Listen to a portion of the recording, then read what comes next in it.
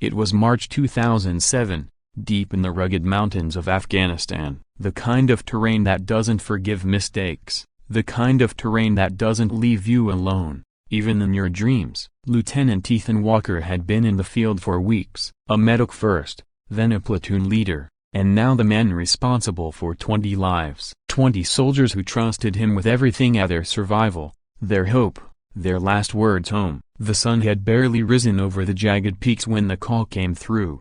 An ambush had trapped a convoy near the Shindan Valley. Ethan and his unit, just 20 men strong, were the only reinforcement within striking distance. By the time they reached the valley, the first explosions had already echoed, dust rose in clouds, and smoke painted the sky red. The convoy trucks were burning. Soldiers were pinned behind metal and rocks. There was no room for hesitation. Ethan shouted over the chaos, voice steady, heart racing, "Form up, medic teams on the injured, covering fire now." He moved with precision, dragging the wounded behind cover, patching bullet wounds, and giving orders that left no room for doubt. Every step felt like the last step he'd ever take. A nearby soldier, Private Ramirez, called out, screaming in pain, his leg pinned under a destroyed Humvee. Without thinking, Ethan ran across 50 meters of open ground under enemy fire, crouching and dragging Ramirez to safety. Every instinct screamed to take cover,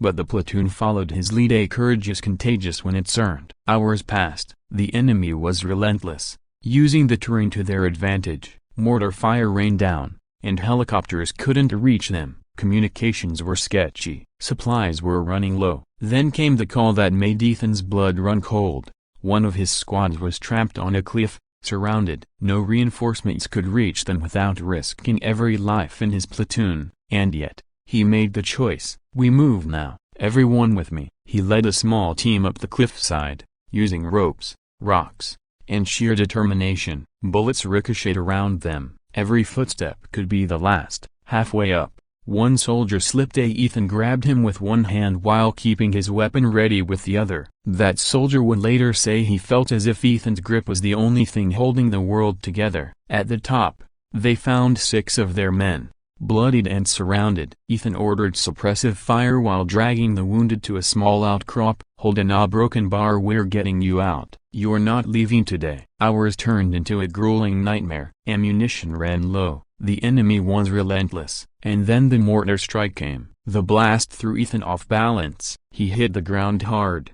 When he looked up, he saw one soldier still exposed, unable to move. Without hesitation, Ethan sprinted through the debris, lifted the soldier, and carried him to safety. He didn't hear the second blast, but his team did. When the dust cleared, Ethan's hand was scorched. He'd been hit by shrapnel in the forearm. He felt the pain, but there was no time to think, no time to bleed. They fought their way back down the cliff, finally reaching their platoon. The convoy was destroyed, but 20 lives had survived that day. Ethan refused medical attention until every man was accounted for, refusing to leave the field while others still needed him. By the time helicopters finally arrived to evacuate the wounded, Ethan's forearm was wrapped in torn uniforms, and his face streaked with dirt and blood. He moved silently, almost mechanically, giving orders, carrying the wounded, never once thinking about his own survival. Back at the base, medics treated his injuries. Shrapnel was removed, wounds stitched, but Ethan refused to rest. His eyes stayed on the maps, on the radio channels, on the men he had sworn to protect. Weeks later, the story of that battle reached the Pentagon. Official reports praised his leadership, his bravery, and his refusal to leave anyone behind. Medals were recommended, awards were given. But Ethan never spoke of himself. He only spoke of his soldiers as the ones who came back, the ones who didn't. Private Ramirez, the man Ethan had dragged to safety, wrote a letter that was never sent. It read, "Lieutenant Walker saved my life. I don't know how I can ever repay him. I hope he knows that because of him, I get to see my daughter grow up. Because of him, I am alive. And because of him, I still believe in heroes." Years later, Ethan would sit in quiet moments, staring at a photo of his platoon. Some faces were missing, some names were carved into memorials in far-off cities. And yet, every life saved, every soldier pulled from fire, every quiet act of courage, lingered in the spaces between memories, in the echoes of gunfire and shouted commands that no one outside the mountains would ever hear.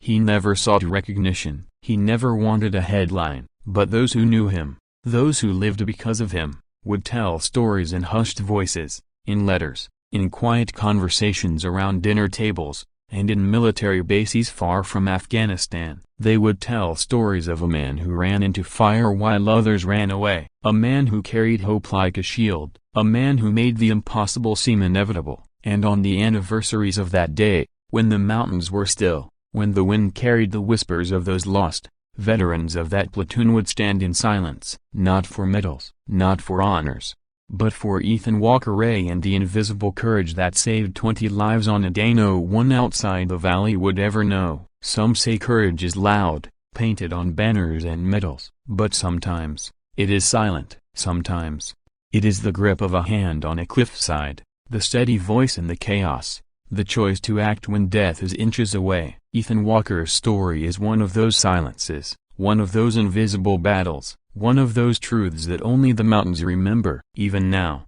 if you drive through the Shindan Valley, past the jagged peaks and empty valleys, locals whisper of a shadow moving with determination, guiding the lost, protecting the weak, refusing to leave anyone behind.